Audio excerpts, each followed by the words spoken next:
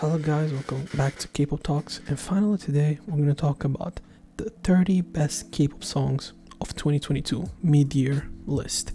And originally when I wanted to do this list, I've realized, damn, actually there's a lot of songs that I really enjoyed. You know, at first it was supposed to be a top 10, then it went to a top 15, then it went to a top 20, and then when I was looking at the last 20 songs that I even had left, I felt so bad to leaving most of them out, so I ended up creaming them to just be 30. So this is what I consider to be the 30 best K-pop songs of 2022 at this point of the year. Now mind you, take this in consideration, of course. I'm not saying that the list is not going to change. I'm not saying that necessarily the number one song is the song that I listen to the most.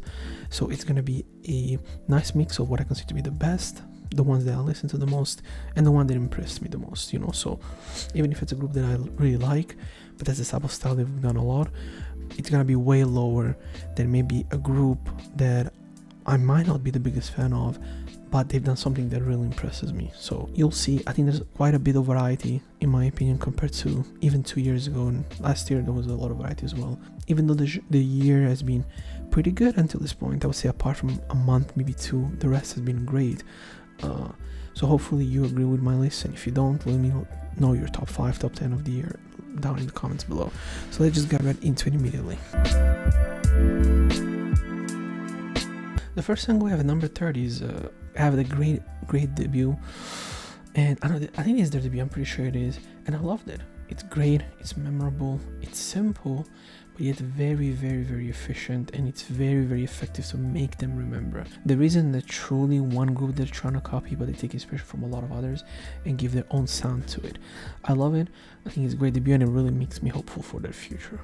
Next, we have Big Naughty with Do You Believe in Romance. Big Naughty is an artist that I've always seen the potential, but from last year when he had great songs, this year has been very up and down early on, and then he released this project. And this song is very interesting. The Kid Cudi influences, the R&B, the alternative pop, the experimentation that normally from an artist like this you don't really see. I mean, you compare it to some of the songs they released 2-3 months ago, it doesn't even seem like the same artist. So to me, this is a great song, and it shows great improvement from a guy that is not scared to take in the challenge and really pushing himself, which I thought he didn't have in him. Next we have CL with Chuck. Now I know this song came out last year, but guess what? The music video came out this year, and it's one of the best ones from her album personally. And it's aggressive, it's arrogant, great vocals, the rapping is sick, the flows are sick, the lyrics are sick, and it's a great song. This is CL at her best, when she's cocky, arrogant, and she really uses her strength at the best. And it's something that she's done in this song, I think, and she has done in the last year and a half. There were songs that I didn't enjoy in the process, but this is where I feel like CL is always one of the best, and she has always been one of the best in this kind of braggadocious type of music. So congrats to her. Next we have XG Mascara, young Japanese K-pop group. Honestly, I've been very impressed by this. It sadness it's so low to the point of being a 28th position, but I felt like this is the right place. The potential is immense in this group. I haven't been this hyped from seeing a small group come from a small company since CLC, and that was like what, almost 10 years ago at this point. So for me, I'm really hopeful to see what they're gonna do, and I think they have a lot of potential. If they go towards this direction, they keep improving on it, they can sure be one of the biggest groups in the world, in my opinion. 26 with the boys, She's the Boss. When the boys does this type of aggressive music, bangers, they're always at their best, but this is the peak of them at this. It's aggressive, it's memorable, the chorus is sick, and it's one of the songs that, even though it's repetitive, you're never tired of listening to. Great job by the boys, and they are also the bosses in this case. Next, Legend J Park at number 25 with To Life. An end of a chapter for one of the most important people in K-pop music history, specifically Korean hip-hop music history in my opinion. A guy that brought the game to another level, not only in terms of success, but also in terms of business, becoming a social owner, becoming somebody that has transcended and became an icon in Korea, and is only in his early 30s, mid-30s. So closed chapter doesn't mean it's the end. It means that he's gonna keep going and improve, and maybe go into a K-pop group, which has been rumored from the last year. And if he does, we all know it's gonna be successful, because J Park simply was born to be this guy that carries the torch and becomes the next big thing. Hell, he even said in one of his old famous tracks, JYP was scared of him for becoming the next him, and I think he can be bigger than any of the guys from the big three and become the new owner of the biggest Kpop company in the world. I believe that if that happens, obviously, or anything he does, it's gonna happen. Next we have Pentagon at number 24 with Feeling Like. After a really hard transition from Dawn leaving the group and the really up and downs, the last year for Pentagon have been amazing. You know, incredible music, incredible albums, consistency, success number-wise, and stability. That's what this group needed, and they were able to achieve it. And this song, to me, represents everything that makes this group sick. The rapping, the productions, the choruses, intelligence, and the really smart from the producer, from the people in this group that normally are part of the production and the construction of these songs. I prefer it a little bit from the other bangers below it, and I think it's fucking great. And as we talked about J Park, one of the male legends of K-pop, we have to talk about AIDS. After missing the music industry for a couple of years due to illnesses, she's back with a very heartfelt song about her mother. You know, so one of these songs that no matter the relationship you have with your parents, you really get touched by, and her great vocals, painful, sorrowful, but at the same time happy that she's back making music and doing what she loves. It's what makes her great, you know. And she hasn't stopped. She also released a song recently, which I enjoyed as well, but I truly feel like this one really encapsulates what makes K-pop great and an amazing artist. Unfortunately, the numbers do not back what I think, and she should be way more successful than she is. But unfortunately, the times have changed for people like her in an industry where image is more important than actually making quality music. JUANA, already one of the groups that I found last year to have one of the best songs of the year, follows it again this year with Bring It On, another great single. After a single where I wasn't really a fan of, they come back and they bring you this memorable, aggressive, you know, and similar to the other bangers, it showcases all the ability of the group at its max. Is it really that much better than the other ones? Not really, but I simply listen to it the most compared to the one below, so it's gonna be a little bit higher on the list. Simple as that. SOREN with Sharp Object. When normally an idol leaves their group to become a solo artist, it can flip a coin. You're either being really good at it or you're really gonna struggle. So from one side of it, you could be a Chunga, right? Or you could be a Somi. But in the case of SOREN, she has shown to be extremely good at what she does. Great vocals, memorable production, you know, different from what people would have expected from her. And that cockiness that normally she showcases in her day-to-day lives through social media, it seems to be backed up by true talent. Which at the end of the day, if you want to be arrogant and a prick in real life, you better back it up with your artistry, and as of for now, she has done it with every comeback she had. Oh, and I forgot to mention this was a debut. Next, Vividz, Bop Bop. Again, 3 of members of the legendary G-Friend groups are back together to give us amazing songs like this. Fun, cute, classic G-Friend, modern G-Friend, but more importantly, Vividz. There's no moment when you listen to this song and you think of G-Friend. Now you look at the girls and you think of them, but at the same time you see their confidence and knowing that this is the place that they're supposed to go, and they want to keep making music together. It shows their bond. It shows that for them, more than money, more than being in hype, more than being in source music and having that status, what mattered was making music with the people that they really cared for. So I'm happy for them. They're having success, and I think this was a great debut to set them up towards the right direction, and I think they keep doing great because they're just that good. Next we have Taeyeon with I Am View. What more am I supposed to say about Taeyeon? One of the greatest Korean artists ever. Was she great when she started? No. It took her years to reach artistic maturity, but she did. And when she did, she hasn't looked back. And her last 2.5 projects have been amazing. Nothing short to be spectacular in my opinion. And this song reminds us of how great she is as a vocalist, as a performer. But again, her choices of production, her whole style has evolved, and she has never settled to do one thing. And for somebody who has had hits since 2013, 2014, actually, if you want to consider the group even before, it's nothing short of impressive. Again, and she's only 30, something like that. I mean, again, they've always said she could be the next Boa, and I think she has been for a long time, but she's showcasing it through her artistry. I think there's no better statements than that in my opinion. Vividz is one of these artists that normally you don't really hear of. She doesn't really appear a lot on social media, she doesn't release a lot of music. But when she releases a song like this, Eat Your Heart Out Buddy Kane. She's nothing sort of impressive. Great vocals, memorable lyrics, and a great chorus. You know, for a song that it's not too long, doesn't dwell too much on what it means to say and how it wants to say it. But everything from the visuals, the production, the imagery is nothing sort of memorable. And it's great to see somebody as an artist like her, who's not as active as many others, come back and leave a mark like this. And hopefully this means that she's gonna keep releasing more and more music, because she's really fucking good at it, okay? And I hope people remember who she really is, because Vividz is a fucking great artist. Next we have number 17, JUANA featuring Ha with Dogak. Now this is a classic song that nobody knows, doesn't even have 50k views on YouTube, but it showcases what I love about K-pop.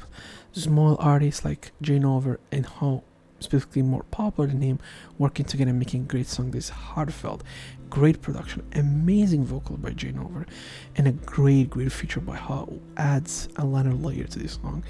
Please go listen to this and remember this song, because it's amazing. You know, a simple song, a guy in an alley in some parts of Seoul or whatever they are, when stores are closed and people are sleeping. That is the vibe that I want to see more in K-pop. And when you get this and it's amazing as this, it has to be remembered. Amazing song, and it deserves this high spot in my list, in my opinion. Now for Apink, I could have simply chose their single, Right Dilemma, but I said no, fuck it, I'm gonna pick the best song of the album, and that song was Apink, My Oh My. A great song, showcase every great ability of the group individually, as a unit, as a system. Again, I cannot understand how can Cube let this group leave, not even trying to bid for anything. It makes no sense to me. One of the most legendary K-pop groups of all time still holds the record for the most wins in a TV show, which showcase if people really fuck with you. It doesn't matter if you get 300 million views every fucking week, nobody cares. And these chicks have changed the game. They've made girl groups likable. And people think when I say this, I'm joking, but for a generation of mine, they made girl groups cool, funny, showcasing to be truly themselves. And obviously you have to remember like Bomi, who's an icon in K-pop in my opinion, but also somebody that has really pushed the boundaries for just idols to be themselves, you know. People don't remember this a lot, but she is one of them. So unfortunately, as we all know, somebody is missing from this group. Right now my mind is, I'm tired, but I can't think of her name. I'll put it in the video. And it would be great if she was here with all of us, but it doesn't matter, you know. Apink does not stop, and when it comes to making music, they are unstoppable in my opinion. Nayeon, as soon as I finish my part, I remember her name is Nayeon, incredible. When you're an artist like ZELO, I don't know what to expect from you. You can give me an amazing song, give me a shitty song, give me a mediocre, forgettable song, but I'll always come back to listen to your music, and that line is what I love about ZELO. Interesting production choices, rock music, cool hip-hop, and a really interesting evolution as an artist. Because when you heard a lot of early ZELO music, I never thought it was that impressive, but you could have never known what it was 3-4 years ago compared to now. It's amazing. Go listen to this song. It has some love on YouTube. You should definitely get more. I love it, and you should love it as well if you're a fan of hip-hop like me. From Is9, a group that I actually don't hear a lot talking about, even though their numbers are good. They're almost like a phantom group. They remind me of Red Velvet when they debuted the first 2-3 years. They were super popular, but nobody really talked about them. For whatever reason, as popular as they are not super mainstream. And From Is9 has been low-key one of the best K-pop groups, not in terms of numbers because I don't care, but in terms of quality. Yes, the hype and the whole type of success is not hype, play this. I mean, it's under hype technically, sure, but my point is that hype success brought them some success personally, but they've always been in that limbo for whatever reason. But I like that. They work well in it. They're putting themselves in that position, and they're doing it very well. So for me, I wish they were more popular, maybe, but at the same time, I could think that could hinder the quality of their music. So it's stable, it's a great song, great performance. I think this music video really adds up a lot to the quality of the song as well. Great job by them. They've been on a really good roll, guys. I think people don't talk about how good they are from a musical standpoint, you know, and it's not talked about enough, and it should definitely talk about more, in my opinion. As we get slowly but surely closer to the top list, we start getting a little bit more meaningful songs like this. Choisa featuring Taeyeon with Family, a great song about the love you have for your pets and what they mean for you and what they mean for people around you. And it's a cute music video. Choisa kills his rap, his lyrics, but Taeyeon gives you an amazing performance and heartfelt vocals that really make you feel. Even somebody like me who never had a pet to really want to have a pet as well, which eventually I will. But amazing music. Choice has been in a great year. After a couple of years where I didn't feel like he was like that, and he was actually kind of upset from the music industry, obviously because of COVID, but now he's back and he seems like he's on a really, really good form in my opinion. Unfortunately, the controversies are bigger than the quality of the music recently, and even though the Seraphim is full of controversies already since debut, I think Felix is an amazing debut. Brings the concept right to where it's supposed to be, elegant, sexy, but not too much, not too much for the Korean audiences, not too much even for the Western audiences. It's right in that limbo and they're doing it well. Great production choices. They're not following the trend, they're trying to make the trend, and that's what really matters. Unfortunately, like I said, the whole situation right now with one of their members is really making it hard for them to really go to the next level, and I just think that's gonna follow them forever. Like 21, like GG, all these groups had big scandals, if you want to call them, and they normally follow you forever.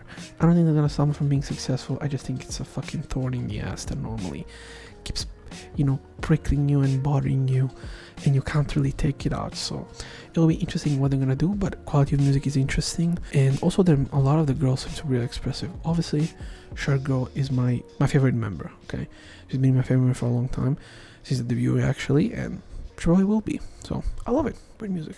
Also, I want to say something else. People say that Big 8 is unlucky with girl groups. I don't know why that's supposed to mean. You can't be unlucky because you failed once, and since then they haven't failed. True, it was only BTS, but from now on I just think that it showcases what PD Bang is doing, and there's a good reason why other groups, since PD Bang has not been a CEO, have a little bit went down in quality. Just a little bit. I'm looking at you, TXT. This aged terribly, by the way, but I just wanted to insert it, so to be honest with y'all. Remember I was talking about SOREN before? The same applies for yenno. When you leave a group like IZONE and you go and do your own thing, it's a very, very thin line between fucking it up or making an amazing song like this. Smiley is fun, is cute, is a little bit of a retro, cute K-pop girl group music, girl or even solo artist that doesn't exist anymore, and the choice of BB as a feature to contrast her style and her vocals were very smart. Great song, memorable. I think in terms of number, it's also pretty fucking good. 24 million, it's impressive for a soloist in my opinion, but people don't really talk about it. I really didn't hear people talk about it, which is sad. It was an amazing song, one of the best songs of the year, and I think it's slightly one position out of the top 10 for me, because I loved it, but honestly, for whatever reason, and I think it's a great song, I haven't listened to it as much as other songs this year, which is interesting. Another one of these guys that I didn't think was gonna be great, and this is the second year where it's fucking amazing. Kang Daniel has not stopped, and he doesn't seem like he's gonna stop. From the choice of his company, from his stylistical choices, have been, I think, almost perfect. He hasn't tried to be too mainstream, but he also makes good music in the meantime. And Parade is an example of this. Great vocals, great contrast between the singing part and the actual song and the chorus. Memorable, great fucking vibe. It's amazing to listen to this on the car or when you're walking in the street. Like, I love it. It makes you really want to sing with it. This is a great song concert. So if I ever went to a concert, I want to listen to this 10 times. When he closes the fucking concert, I want this song 6 times in a row, so I can go home happy. Amazing song, and I don't know if he's gonna appear again. I don't think so, but maybe he will. We'll see. Sometime out of nowhere, somebody appears in the music industry you haven't heard of. You don't know who they are. Hell, maybe others know, but you don't, and you get shocked. And for me, that person was Song Suo with Love Me or Hate Me. I haven't heard a song this good from an unknown artist for me in a long time.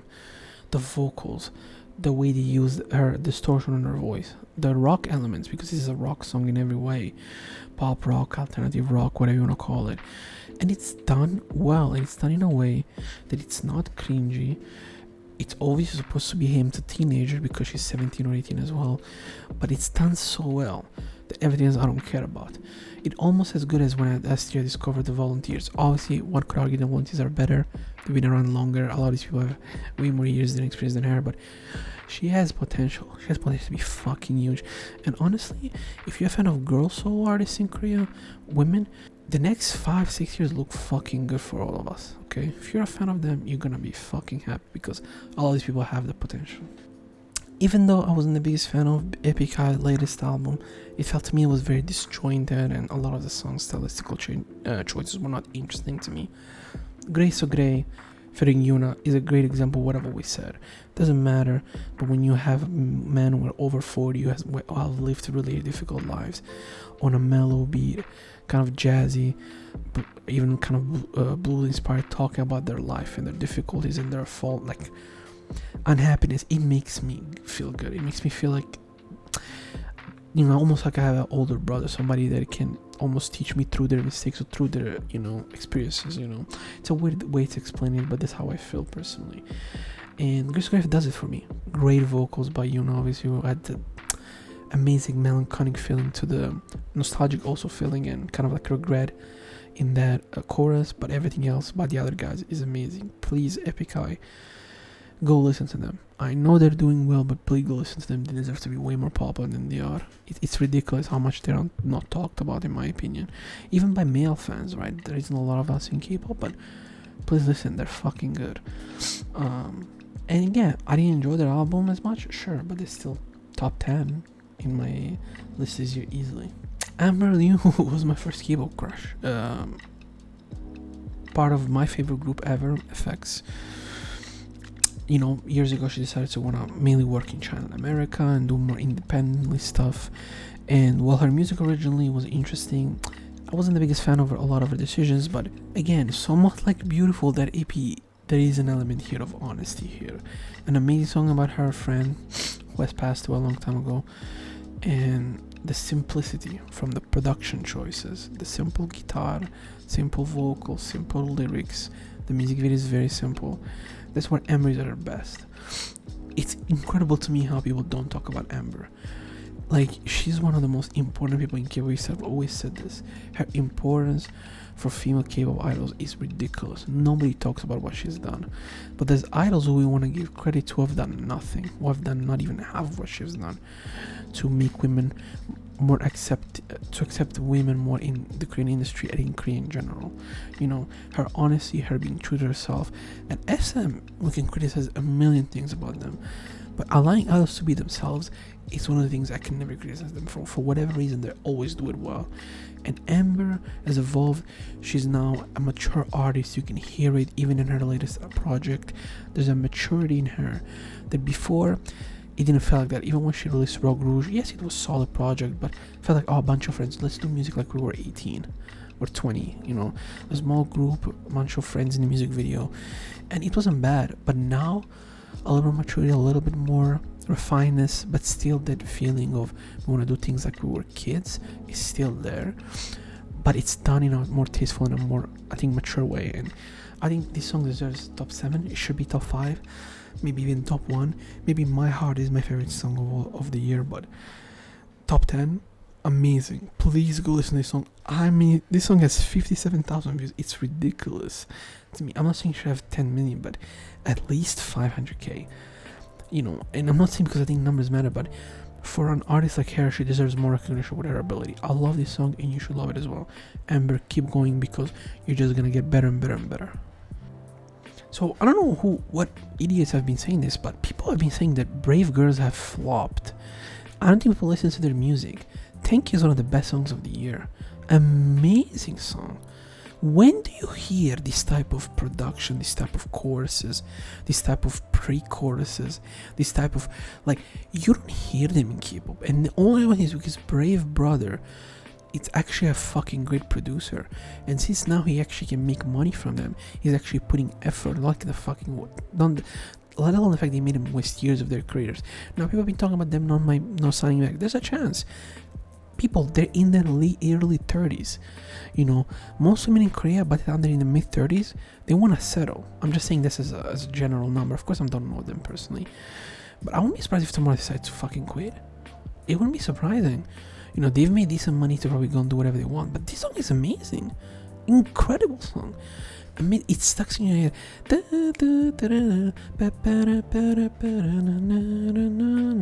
That chorus is amazing. How can people argue with me saying they're flopped? And the numbers are 50 million?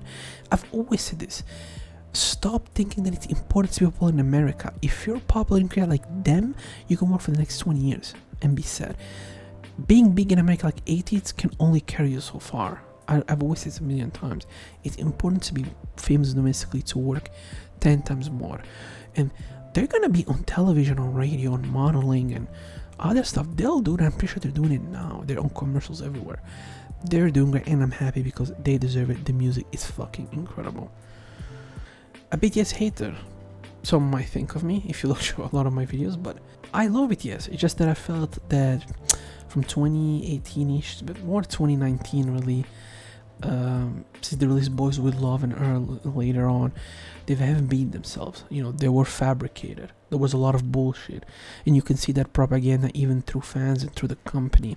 It was almost irritating because that honesty you could see through the group early on in their careers. The jokes and everything was always poisoned by fans, always. But it has been unbearable the last 4 or 5 years, for me at least.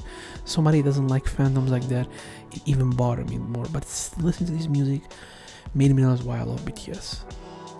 The lyrics, the message, themselves. I haven't heard RM and Suga rap like this in years. Maybe RMC's Persona, the intro, but in years I haven't heard them rap this honestly. I haven't heard Jimin say honest shit like this. Why am I getting after all these years? And they tell me no. When I heard Suga lie to us and say, no man, I can do whatever I want now in music, that's just not true. We all know earlier you could do whatever you want, and now you can't. Why did half of you start crying on that video, man, on the Fiesta? Why? And I'm happy that they're taking a break as a group. It's important for them. Now I know V's gonna do his thing, and Jungkook's gonna do. J-Hope has released a song a week ago, and that's fine. But guys, Jin is about to get into the military. It's a matter of months at this point, I would say. I think maybe September, October is the time he's gonna come in. I think he was born in September like me, so he doesn't really have a lot of time left. And unless they introduce a bill in a month, it's probably going in.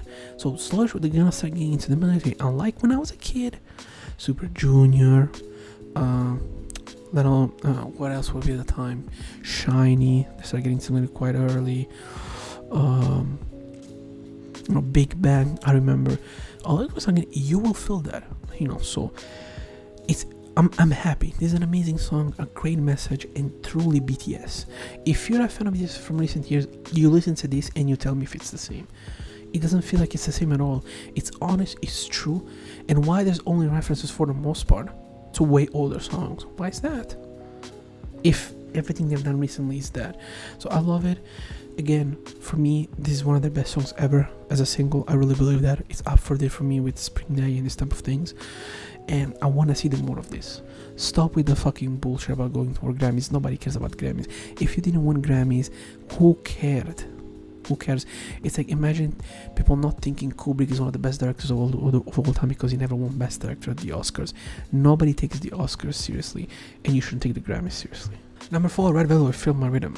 I mean, Red Velvet is over. They're gonna remove Irene, all that bullshit. By the way, that stopped the group for a year and a half. Where you get this eclectic kind of like fantasy, fairy-like productions, very reminiscent of Rookie and all those type of songs where they kind of go more crazy, the Apinizes of the world. They're not scared of trying. They haven't been scared for the last 8 years. When these vocals are stupidly good here, I didn't think that's a really good job as well.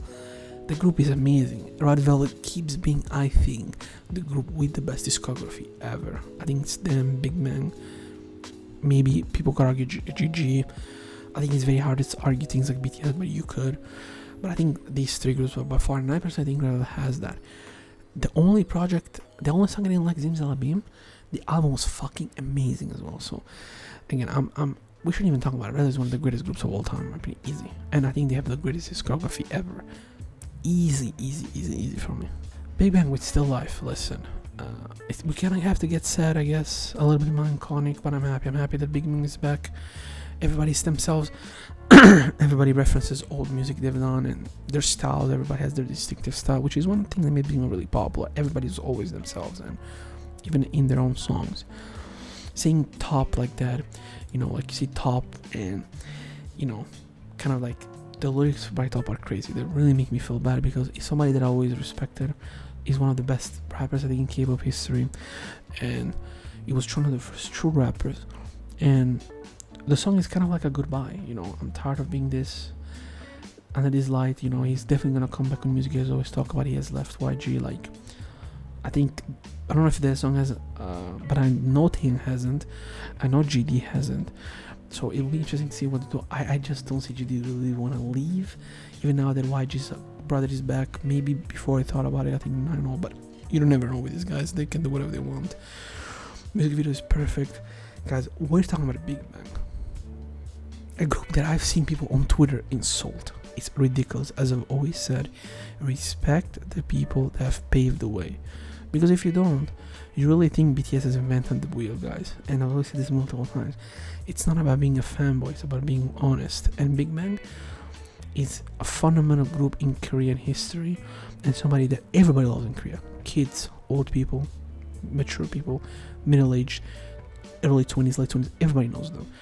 So there's a reason why BTS songs chart for weeks, and a lot of your favorite groups' songs dropped after a week when you don't spam them. They are truly icons, and if you haven't listened to their songs, do yourself a favor and go listen to them. It'd be very hard to not fall in love like all of us did in high school at the time. So great music. Now this might be unexpected to a lot of people. Who the fuck is this guy? I said the same thing when I saw him, but then when I heard him rapping, I'm like, oh, wait a minute, let me hear. And when I was hearing the lyrics, I'm like, oh, spit, my brother, spit, because this is a guy that you could see in the street and say, he's not a rapper, and then we hear him spit, like, oh, this is sick. I don't know, for reason this guy reminds me a lot of Joy Badass for whatever reason. They don't even have the same stylistic way of rapping, but it reminds me of him. Maybe it's the attitude, maybe it's the hunger, but the lyrics are good, and they're great. And the fact that he goes for, I think, 5 minutes, sorry, not 15 minutes. It feels like it's 15 minutes, but it's 5 minutes. It's amazing. It's amazing. It's rare to hear as great as a hip hop artist as this. And you hear the project as well. It's really good. It's short, but it's to the point. And it really is interesting because, he has been on. He says he wasn't Show Me the Money. I'm like, how the fuck is that guy like this was on Show Me the Money not impress the judges? It can't be. No, I mean, of course we all know Mnet shows are rigged, but it's one thing about being the rigged. It's one thing about being fucking stupid. Nobody looks at this guy and thinks it doesn't even have to get to at least the stage, But regardless of that, maybe he did and I missed him in last season. I don't know. But apart from that, how many views this song has? As 15k. This song is 15k. It's ridiculous. This song is 15k. He's an amazing artist. And if you're a fan of hip hop like me, you're gonna love it. And I've heard this song non-stop actually, so that's why it's very high on the list. Maybe if I listen to it way less, or like normally, like a lot of other songs on this list, it might be like 6th or 7th. Because how much I spammed it.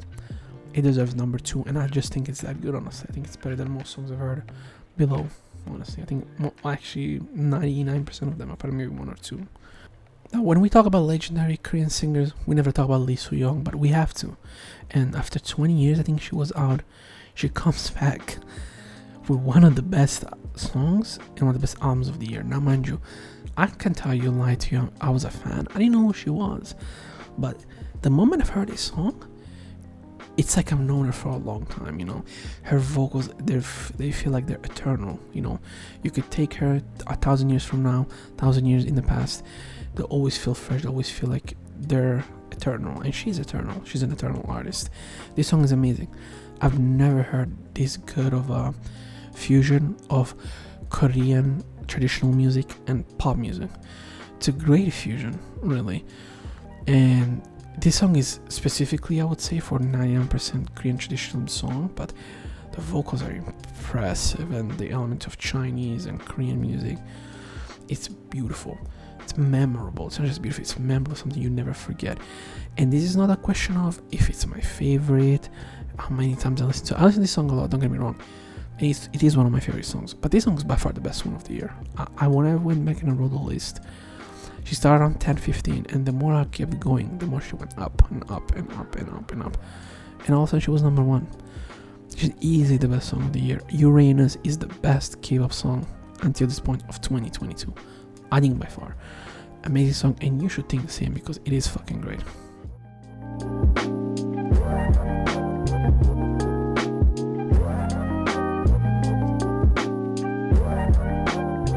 And this was it for my top 30 K-pop songs of the year 2022, mid-year list. Sorry, I was a little more animated normally. This was also gonna be longer because it's 30 songs, but I tried to be concise for a lot of them, and for obviously the ones that I didn't have a lot to say, I just kept it simple for you to understand. But you could tell obviously which one were my favorites. Obviously, I had to give a slightly fast rundown before I leave. Obviously, XG by Mascara is really good. I really enjoy that song. I think, it shows a lot of their ability. AIDS Mother, SOREN Sharp Object, I Am View is really good. JUANA Feeling Like Dog, they might be my favorite song of the year from a purely subjective standpoint. Yenno, Kang Daniels with Parade, Song Suo, Epic Gay, Amber You. Like, I love all these songs obviously, but I was more of a depressing for 6 months. I don't know why. Obviously where you are in life really implies that, and hopefully next year we're gonna go towards the new year, everything will be more happy. Having said all of that, if you watch the video, thank you. I keep uploading them just because I really love doing so, and it's not about the money. If it was about like getting popular, I would have stopped years ago, but I really enjoy doing them. Even if it's just 2 people watching them, it just allows me to express something inside of me about the genre that I really love. And I wish more people could talk about it from just the musical aspect. I'm no music connoisseur. I'm not somebody who knows everything about music, but I don't even know a lot of the theory. But I think it's important to talk about K-pop because it improves the genre. If we're all honest about what we feel and we talk and we communicate, it improves the quality of the music as a whole. People might not think that, but I believe that honestly with all my heart. So all that, I'm fucking tired, and tomorrow in the morning I have an exam. It's an easy exam. I just have to talk about like a project that I've done, but I'll say I have to wake up earlier to see a couple of things. Having said all of that, I think at the end of the week you're gonna get the second part of July of the week, and then I'm gonna start to project my video for towards the end of the year for the best K-pop albums of this year. I haven't listened to so many K-pop albums. I listened to a lot. Don't get me wrong, I listened to like 50, maybe more than that. But memorable ones, there isn't a lot, so they might be only a top 10. But if I'm gonna give you a top 10 worst songs, I'm gonna give you a top 10 as well of the worst K-pop albums. I don't know if a top 10 is there, but maybe a top 3, top 5 I can do. Having said all of that, I don't want to get it to 50 minutes. Thank you for watching. Thank you for that one person that has watched my videos, or whatever, for those 5 people that have watched it. Hopefully you have a great next 6 months towards the end of the year, and God bless, and see you next time, and everything hopefully goes well in your life.